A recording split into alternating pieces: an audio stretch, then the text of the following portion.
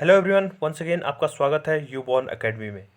जैसा कि हम पहले बता चुके हैं कि हम इस चैनल में कक्षा 6 से कक्षा 10 तक की साइंस को पूरी तरह डिकोड करेंगे। क्लास 9th के अंतर्गत साइंस का फर्स्ट चैप्टर चल रहा है जिसका नाम है मैटर इन आवर सराउंडिंग्स। इससे पहले हम इस चैप्टर के 10 वीडियो अपलोड कर चुके हैं, जिसके फर्स्ट 7 वीडियोज़ में हमने एनसीईआरटी का नोट्स वाला जो पोर्शन था उसको कवर किया था। उसके बाद वीडियो नंबर 8, 9, 10 में 3 वीडियो जो थे उसमें एनसीईआरटी के जो इंटेक्स क्वेश्चन थे, अभ्यास के अंतर्गत दिए गए जो प्रश्न थे उनको सॉल्व भी किया था। आज के इस वीडियो में हम एनसीईआरटी की जो एक्सरसाइज है उसको कंप्लीट करेंगे। ये इस चैप्टर का लास्ट वीडियो होगा। इसके बाद जो नेक्स्ट चैप्टर होगा उसको हम शुरू करेंगे। जिसने चैनल को अभी तक सब्सक्राइब नहीं किया वो सब्सक्राइब कर लें ताकि आपको पूरे वीडियो मिलते रहे। चलिए शुरू करते हैं। Matter in our surroundings part 11 NCERT exercise. Convert the following temperature to the Celsius scale.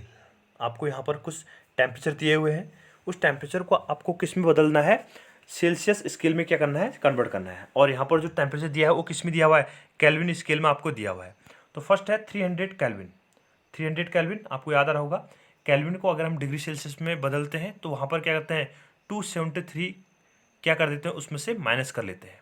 ठीक है, क्या कह रहे हैं हम, अगर केल्विन जो तापमान का स्केल है उसको अगर हमें डिग्री सेल्सियस में बदलना होता है तो उसमें हम 273 क्या कर लेते हैं, माइनस कर लेते हैं।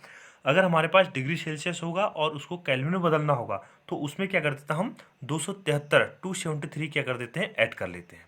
तो हमारे पास क्या था 300, तो 300 minus 273 is equal to 27 degree Celsius. दूसरा हमारे पास है 573 kelvin. 573 minus 273 is equal to कितना हो जाएगा, 300 केल्विन।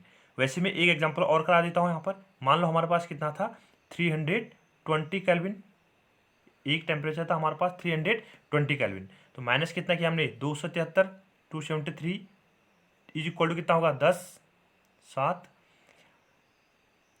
47 degree Celsius. तो हमारे पास कितना बन जाएगा 47 डिग्री सेल्सियस क्या होगा, इसका तापमान होगा। ठीक, इस ढंग से क्या कर सकते हैं हम इसको, केल्विन को किस में बदल सकते हैं, डिग्री सेल्सियस में कन्वर्ट कर सकते हैं। वैसे मैं एक क्वेश्चन और करा देता हूँ पर, डिग्री सेल्सियस को केल्विन में कन्वर्ट कर सकते हैं। मान लो हमारे पास था 110 डिग्री सेल्सियस, 110 डिग्री सेल्सियस था, इसको आपको किस में कन्वर्ट करना था, केल्विन में कन्वर्ट करना है। तो प्लस कितना कर देंगे हम 273, तो इसमें हमने ऐड कर दिया तो कितना होगा 383, तो कितना होगा 383, 383 या 383 केल्विन तापमान हो जाएगा। ठीक है, तो डिग्री सेल्सियस को केल्विन में बदलने के लिए क्या करते हैं हम 273 उसको ऐड कर देते हैं, 273 ऐड कर लेंगे। और हमारे पास क्या होगा, केल्विन दिया होगा उसको डिग्री सेल्सियस में लाना होगा तो हम क्या करेंगे उसमें 273 क्या कर देंगे, माइनस कर देंगे। Question number 2, convert the following temperature to the Kelvin scale. वही आ गया, दोबारा हमने कर लिया। 25 डिग्री सेल्सियस था, 25 डिग्री सेल्सियस को आपको किस में बदलना है, केल्विन में बदलना है। तो कितना किया हमने 273 क्या कर दिया उसमें ऐड कर दिया, तो कितना हो जाएगा हमारा 298 केल्विन। याद रखिएगा 25 डिग्री सेल्सियस जो टेम्परेचर होता है, 25 degree Celsius temperature is called room temperature. इसको क्या बोलता हम, रूम टेम्परेचर के नाम से जाना जाता है। ठीक है, याद रखिएगा बहुत ज़्यादा जो एक्सपेरिमेंटल कंडीशन होती है उसको इसी टेम्परेचर पर कंप्लीट किया जाता है। नेक्स्ट हमारे पास 373 डिग्री सेल्सियस। 373 डिग्री सेल्सियस को हमें किस में कन्वर्ट है, केल्विन में। तो 373 प्लस 273 इज इक्वल टू कितना बन जाएगा हमारे पास 646 केल्विन टेम्परेचर हो जाएगा। एक और करा देता हूँ मैं, मान लो हमारे पास कितना था 15, तो 15 को अगर हमें किस में 15 डिग्री सेल्सियस को हमें किस में बदलना होगा, केल्विन में। तो प्लस कितना किया हमने 273, तो कितना हो जाएगा 882, तो 288 डिग्री 288 केल्विन टेम्परेचर हो जाएगा। ठीक है, याद रखिएगा केल्विन को डिग्री सेल्सियस में बदलने के लिए 273 माइनस कर देंगे और डिग्री सेल्सियस को केल्विन में बदलने के लिए 273 उसमें ऐड कर लेंगे। Give reason for the following observation. Question number 3 है, आपको क्या करना है, कुछ यहाँ पर ऑब्जर्वेशन दिए गए हैं तो उसमें आपको क्या करना है, कारण बताना है, उसका रीजन क्या होगा उसको एक्सप्लेन करना है। Naphthalene balls disappear with time without leaving any solid. जो नेफ्थलीन की बॉल होती है, नेफ्थलीन की जो गोलियां होती हैं वो क्या होती हैं, डिसअपियर हो जाती है, सीधे क्या हो जाती है, डिसअपियर हो जाती हैं बिना किसी सॉलिड को छोड़े हुए। आपने देखा होगा। ठीक है, घरों में जैसे हम कभी कभी क्या कहते हैं कपूर की जो गोलियां करते हैं उसका यूज़ करते हैं कपड़ों पर में रखने के लिए, तो वो क्या होता है सीधे वहाँ पर क्या होता है डिसअपियर। आप गोली वहाँ पर कपूर की गोलियां रखते हैं तो उसके बाद क्या हो जाता है धीरे धीरे क्या होगा, टाइम स्पेंड होते जाएगा और सीधा क्या होगा वो बिना किसी रेसिड्यू वहाँ पर छोड़े हुए क्या हो जाएगा, सीधे डिसअपियर हो जाता है। तो इसका रीजन क्या है, naphthalene shows the properties of sublimation, यानी जो नेफ्थलीन होता है वो किसकी प्रॉपर्टी दिखाता है, सब्लिमेशन। और सब्लिमेशन आपको याद आ रहा होगा, सब्लिमेशन की कौन सी प्रोसेस थी, that process that solid directly converted into gaseous state and vice versa, यानी जो ठोस होता है उसको सीधा हम किस अवस्था में, गैसीय अवस्था में बदल देते हैं, और गैस को सीधे किस में ले आते हैं हम, ठोस अवस्था में। तो उसे क्या बोलते हैं हम, सब्लिमेशन की या ऊर्ध्वपातन की क्या बोलते हैं, प्रक्रिया बोलते हैं। Evaporation of naphthalene takes place easily and so it disappear during course of time without leaving a solid। ठीक है, इवेपोरेशन की प्रोसेस क्या होती है नैप्थलीन की, बहुत ज़्यादा फास्ट होती है। टेक्स प्लेस इजीली, आसानी से क्या होता है उसकी जो प्रोसेस है, वाष्पीकरण की जो उसकी प्रोसेस है वो क्या होती है, बहुत आसानी से हो जाती है। इसलिए क्या हो जाता है, वहाँ पर आपको कोई भी लिक्विड या गैसीय सब्सटेंस मिले बिना क्या होता है, सॉलिड क्या हो जाता है, सीधे डिसअपियर हो जाता है। B, we can get the smell of perfume sitting several metres away. हम क्या करते हैं, जो परफ्यूम की जो स्मेल होती है, बहुत दूरी पर भी हम खड़े रहते हैं या बैठे रहते हैं तो हमें क्या होता है, उसकी स्मेल आसानी से वहाँ पर भी क्या होती है, सूंघी जा सकती है। हम आसानी से क्या करते हैं, उसको स्मेल को क्या कर सकते हैं, ऑब्जर्व कर सकते हैं। ठीक है, तो इसके पीछे क्या रीजन है, perfumes vaporise very fast and its vapour diffuse into air easily, यानी जो परफ्यूम होता है वो क्या होता है, बहुत जल्दी क्या होता है, वेपराइज चले जाता है। ठीक है, परफ्यूम क्या होता कह रहे हैं हम, बहुत जल्दी क्या होगा, वेपराइज हो जाता है, उसका जो रेट ऑफ वेपरेशन होता है वो क्या होता है, बहुत फास्ट होता है, जिससे क्या होता है उसके जो पार्टिकल्स हैं, ठीक है, जो परफ्यूम के जो पार्टिकल्स हैं उनका जो डिफ्यूजन रेट है बहुत हाई है, तो इसलिए क्या होता है जल्दी से क्या हो जाएंगे, एयर में क्या हो जाएंगे, डिजॉल्व हो जाएंगे। ठीक है, हमने क्या कहा, जो परफ्यूम है, परफ्यूम का जो वेपराइजेशन का जो क्या रेट है वो बहुत फास्ट है, तो इजिली से क्या होते हैं, गैसी स्टेट में बदलने के बाद क्या होता है, एयर में इजिली से डिफ्यूज हो जाता है, विसरण हो जाते हैं। That is why we can smell perfume sitting several metres away. इसलिए क्या कर सकते हैं, परफ्यूम कहीं पर भी छिड़का जाता है, ठीक है, तो उसको हम आसानी से क्या कहते हैं, वहां पर ऑब्जर्व कर सकते हैं। Question number 4, arrange the following substances in increasing order of force of attraction between particles. ठीक है, जो हमारे पास क्या है, कुछ यहाँ पर सब्सटेंसेज दिए गए हैं, तो इन सब्सटेंसेज में आपको क्या करना है, जो फोर्स ऑफ अट्रैक्शन है, यानी उनमें जो आकर्षण बल है, उस आकर्षण बल के बढ़ते हुए क्रम में क्या करना है, आपको अरेंज करना है। किस ऑर्डर में कह रहे हैं हम, इंक्रीजिंग ऑर्डर में। एक हमारे पास वाटर, दूसरा sugar, third one is the oxygen. तो इसको अरेंज करें तो सबसे पहले क्या आएगा हमारे पास, ऑक्सीजन, क्योंकि ऑक्सीजन क्या अपने आप में गैसेज मॉलिक्यूल है। तो गैसों में क्या होता है, इंटरमॉलिक्यूलर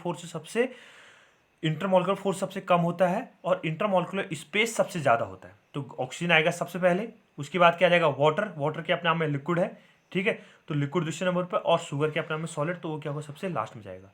तो इंटरमॉलिक्यूलर स्पेस की बात करें तो ऑक्सीजन में सबसे कम, फिर उसके बाद वाटर, और शुगर क्या होगा, सॉलिड। तो सॉलिड में क्या होता है, इंटरमॉलिक्यूलर फोर्स सबसे ज़्यादा लगता है, तो सॉलिड में इंटरमॉलिक्यूलर फोर्स सबसे ज़्यादा, अंतर आणविक बल क्या होता है, ठोस में सबसे ज़्यादा, उसके बाद लिक्विड, और उसके बाद गैस।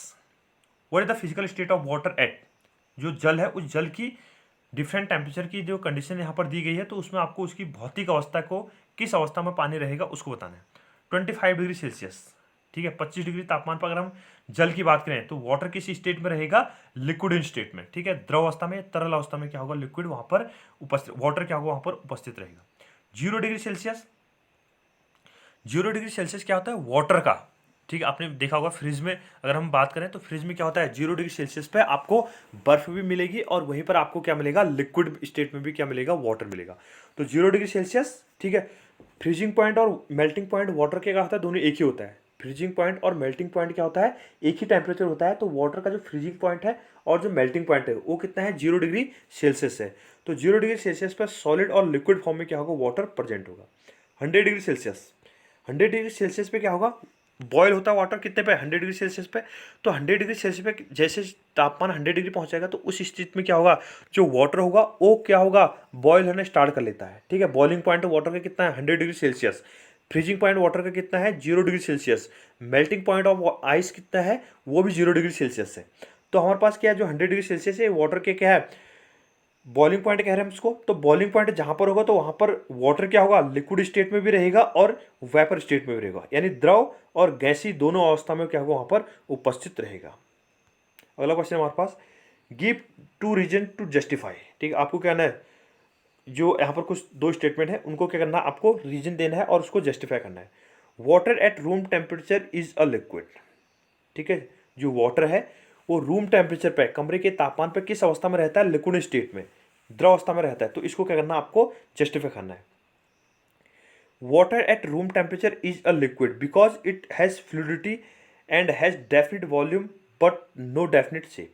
यानी हम क्या कर रहे हैं, जो जल है, वाटर है, उस वाटर का रूम टेम्परेचर पे क्या होता है, लिक्विड स्टेट में रहता है, क्योंकि इसका क्या होता है, बहने वाला गुण है, फ्लूइडिटी होती है, ठीक है, इसकी क्या होती है, तरलता का गुण इसमें पाया जाता है।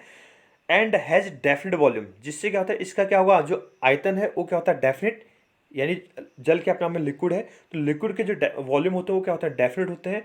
और जो क्या होता है, उनका शेप होता है, वो शेप डेफिनेट नहीं होता है, यानी इसको जिस कंटेनर में हम रखेंगे उसी कंटेनर यानी उसी बर्तन के आकार को क्या कर लेगा, ये ग्रहण कर लेगा। पानी को अगर हम बॉटल में रखें तो बॉटल के आकार का हो जाएगा, पानी को अगर हम ग्लास में रखें तो ग्लास के आकार को ले लेगा, थाली में रखेंगे तो थाली के आकार का ले लेगा। तो इस ढंग से क्या होगा, इसका जो आकार है वो आकार निश्चित नहीं है, जबकि जो आयतन है वो आयतन निश्चित है। अगर हमने कितना लिया है, 100 मिलीलीटर वाटर लिया है, क्या कह रहे हैं हम, हमने 100 मिलीलीटर वाटर लिया है, तो उसको अगर 100 मिलीलीटर वाटर को आप थाली में रखोगे तो तब भी 100 मिलीलीटर वाटर होगा, आप उसको बॉटल में रखोगे तो तब भी 100 मिलीलीटर वाटर ही होगा, और उसी जल को आप गिलास में रखोगे तो तब भी क्या होगा, 100 मिलीलीटर वाटर ही होगा। तो वॉल्यूम क्या होगा उसका, फिक्स्ड होगा, डेफिनेट वॉल्यूम होगा, जबकि जो आकार होगा वो डेफिनेट नहीं होगा, तो डेफिनेट शेप नहीं होगा और डेफिनेट वॉल्यूम इसका होता है। एन आयरन अलमीरा is a solid at room temperature, यानी जो कमरे का तापमान है, रूम टेम्परेचर है, उस पर जो आयरन की जो क्या है, अलमीरा है, ठीक है, आयरन की जो अलमारी है वो किस स्थिति में है, सॉलिड स्टेट में है। मैटर की कौन सी स्टेट में होगी, सॉलिड स्टेट में। एन आयरन अलमीरा is a solid at room temperature because it is rigid and has a definite shape. हम क्या कह रहे हैं, जो आयरन की, लोहे की जो क्या है, अलमीरा है, अलमारी है, वो कमरे के तापमान पे क्या है, सॉलिड स्टेट में है, क्योंकि बिकॉज इट इज रिजिड, ये अपने आप में क्या है, दृढ़ है, ठीक है, सॉलिड है तो सॉलिड का क्या होता है, रिजिडिटी का नेचर होता है, दृढ़ता का नेचर होता है। And has a definite shape, और इसका जो आकार है, ठीक है, वो आकार क्या है, निश्चित है। याद आ रहा होगा आपको, जो सॉलिड होते हैं उसका आकार और आयतन दोनों निश्चित होता है, जो लिक्विड होता है उसका आयतन निश्चित होता है, आकार निश्चित नहीं होता है, और जो गैस होती है उसका ना तो आकार निश्चित होता है ना ही आयतन निश्चित होता है। Question number 7, why is ice at 273 kelvin more effective in cooling than water the same temperature. ठीक है, why is ice at 273 kelvin more effective, यानी जो बर्फ है वो 273 केल्विन पे क्या है, ज़्यादा इफेक्टिव है, ठीक है, किसकी तुलना में, उसी तापमान पे cooling, in cooling than water at the same temperature, ठीक है, ठंडे करने में जो पानी होगा उसकी तुलना में। Ice at 273 kelvin is less energetic than water, यानी 273 केल्विन पे क्या होगा, जो आइस है उसकी जो एनर्जी होगी वो क्या होगी, कम होगी, किसकी तुलना में, वाटर की तुलना में। It is because of the difference in the latent heat of fusion which is present in water at the same temperature in the form of extra energy. ठीक है, तो इसका रीजन क्या है, क्योंकि वाटर जो होगा उस वाटर में क्या होती है, लेटेंट हीट के बेस पर, it is the because of the difference in the latent heat of fusion, यानी क्या होगी, जो उसकी फ्यूजन की जो लेटेंट हीट है, गुप्त उष्मा है, ठीक है, तो उसके कारण क्या होता है, ऐसा पॉसिबल है। Which is present in water, ठीक है, जो क्या होगा, जल में उपस्थित होता है eight the same temperature in the same temperature in the form of extra energy. ठीक है, तो वहाँ पर क्या होता है, उसी तापमान पर जो द्रव है उसकी क्या होती है, वहाँ पर एक्स्ट्रा एनर्जी रहती है, ज़्यादा मात्रा में क्या होगी, वहाँ पर ऊर्जा उपस्थित रहेगी। What product more severe burns, boiling water और स्टीम। ठीक है, यानी क्या होगा, तीन अलग कंडीशन है, वाटर की तीन अलग कंडीशन दे रखी है, ठीक है, किस स्थिति में सबसे ज़्यादा बर्न होगा, बॉइलिंग वाटर और स्टीम। ठीक है, किस स्थिति में ज़्यादा क्या होगा, हमें जलन महसूस होगी, अगर जलेगा तो किस स्थिति में ज़्यादा जलेगा, बॉइलिंग वाटर यानी गर्म पानी से, जो खोलता हुआ पानी है, और दूसरा क्या है, स्टीम, भाप से। याद रखो आपको, भाप से ज़्यादा। Steam product more severe burns than boiling water, यानी जो हमारे पास क्या होगी, बर्फ होगी, उस बर्फ से क्या होगा, हमें ज़्यादा नुकसान होगा, बर्फ से क्या होगा, हमें इसमें ज़्यादा नुकसान होगा। This is because steam has more energy than boiling water. ठीक है, जो जल स्टीम है यानी जो भाप है, उस भाप की जो ऊर्जा है, ठीक है, उसकी भाप की जो ऊर्जा होगी वो क्या अपने आप में ज़्यादा है, किसकी तुलना में, बॉइलिंग वाटर की तुलना में। यानी जो भाप होगी, भाप की एनर्जी क्या है, ज़्यादा है बॉइलिंग वाटर की तुलना में। Present in it the form of latent heat of vaporisation, यानी जो उसमें क्या होगा, उसकी जो क्या है, लेटेंट हीट है वो उसमें छुपी हुई है, गुप्त उसमें क्या होगी, उसमें प्रेजेंट है। ठीक है, तो इसके बेस पे क्या होगा, हमें जो स्टीम होगी, जो भाप होगी, उससे क्या होगी, ज़्यादा जल सकता है। उसी तापमान के अगर हम क्या लेंगे, पानी लेंगे, लिक्विड स्टेट में वाटर लेंगे तो। Name A B C D E and F in the following diagram show change in state. ठीक है, एनसीईआरटी में यहाँ पर एक डायग्राम दिया गया है, ठीक है, एनसीईआरटी में क्या दिया गया, यहाँ पर एक डायग्रामेटिक रिप्रेजेंटेशन दिया गया जहाँ पर सॉलिड, लिक्विड और गैस मैटर की 3 डिफरेंट स्टेट दी गई हैं। एक क्या कह रहे हैं हम सॉलिड, दूसरा क्या है लिक्विड, तीसरा क्या है स्टेट। तो उसमें क्या कर रहे हैं वहाँ पर टेम्परेचर और प्रेशर को क्या कर रहा है, चेंज किया जा रहा है। ठीक है, increasing pressure, decreasing temperature, increasing pressure, decreasing temperature और डिक्रीजिंग प्रेशर, इंक्रीजिंग टेम्परेचर। ठीक है, तो 2 अलग अलग कंडीशन दी गई है, तो उसको क्या करना, आपको भरना है। ठीक है, तो पहला हमारे पास वहाँ पर जो ए दिया गया है, ए की जगह क्या आएगा हमारे पास, मेल्टिंग। ठीक है, जो आइस होगी, उस आइस को क्या करेंगे हम, मेल्ट करेंगे। ठीक है, तो तब जाके पिघलेगी, किस स्थिति में आएगी, लिक्विड स्टेट में आएगी। लिक्विड में आने के बाद, ठीक है, जो जल होगा वो लिक्विड स्टेट में आ जाएगा। तो लिक्विड में स्टेट में आने के बाद क्या करेंगे, उसको क्या किया जाता है, दोबारा बॉईल किया जाता है। ठीक है, बॉईल करने के बाद किस स्टेज में चले जाएगा, गैसीय अवस्था में। ठीक है, कौन सी स्टेज में, अगर हम वाटर को लेके चलते हैं तो वो क्या आ जाएगा, वेपराइज फॉर्म में चले जाएगा। ठीक है, गैसीय अवस्था में चले जाएगा। उसके बाद क्या होगा वहाँ पर, कंडेंसेशन। ठीक है, संघनन की प्रक्रिया चलेगी। तो उसके बाद क्या होगा, जो जलवाष्प है या उसकी वाटर वेपर्स हैं या फिर अन्य कोई वेपर्स भी प्रेजेंट हो सकती हैं, तो वो क्या होगा, कंडेंसेशन यानी संघनन के थ्रू किस में बदल जाएगा, वापस लिक्विड स्टेट में आएगा। यानी गैसीय अवस्था से किस में आएगा, लिक्विड स्टेट में वापस आएगा। और जो हमारे पास क्या है, दूसरी स्थिति दी है यहाँ पर एक सब्लिमेशन। ठीक है, तो उसके बाद क्या होगा, सब्लिमेशन की प्रोसेस आपको याद आ रहा होगा, जो सॉलिड होगा, solid directly converted into gaseous state और gaseous state directly converted into solid state. ठीक है, यानी ठोस क्या होता है, सीधे गैसीय अवस्था में चले जाता है और गैस क्या होती है, सीधे सॉलिड स्टेट में अवस्था में आ जाता है। तो उसे क्या बोलते हैं, सब्लिमेशन की प्रोसेस बोलते हैं। याद रहा आपको, हमारे पास एग्जांपल क्या है जो सब्लिमेशन दिखाते हैं, नेथलीन हो गया, ठीक है, अमोनियम क्लोराइड हो गया, कैम्फर हो गया, आयोडीन की वेपर्स, आयोडीन की जो बॉल्स होती हैं वो इस तरह की जो प्रॉपर्टीज होती है उसको एग्जिबिट करती हैं। तो जो डायग्राम दिया है आपको एनसीईआरटी में, तो इसके हिसाब से जो डी है वो डी क्या है, सब्लिमेशन की प्रोसेस है, यानी ऊर्ध्वपातन की प्रोसेस है। और ई भी क्या हमारे पास, सब्लिमेशन यानी ऊर्ध्वपातन की क्या है, प्रक्रिया है। इसके बाद जो नेक्स्ट चैप्टर होगा, ठीक है, हम जो मैटर है वो प्योर है नहीं है, तो उसके बारे में क्या हो गया, हम अगले जो वीडियो होगा उसमें क्या करेंगे, डिस्कस करेंगे। इसके साथ साथ आपके क्लास 10th के भी क्या हो रहे हैं, वीडियो हम अपलोड कर रहे हैं, तो उन वीडियोस को भी क्या करें, आपको देखना है और उनको भी क्या करना है, आपको एक दूसरे आपके जो दोस्त लोग हैं उनको भी क्या करना है, शेयर करना है। तो वीडियो अच्छा लगे तो इसको लाइक कीजिए, शेयर कीजिए और सब्सक्राइब कीजिए। थैंक यू, मिलते हैं अगले वीडियो में।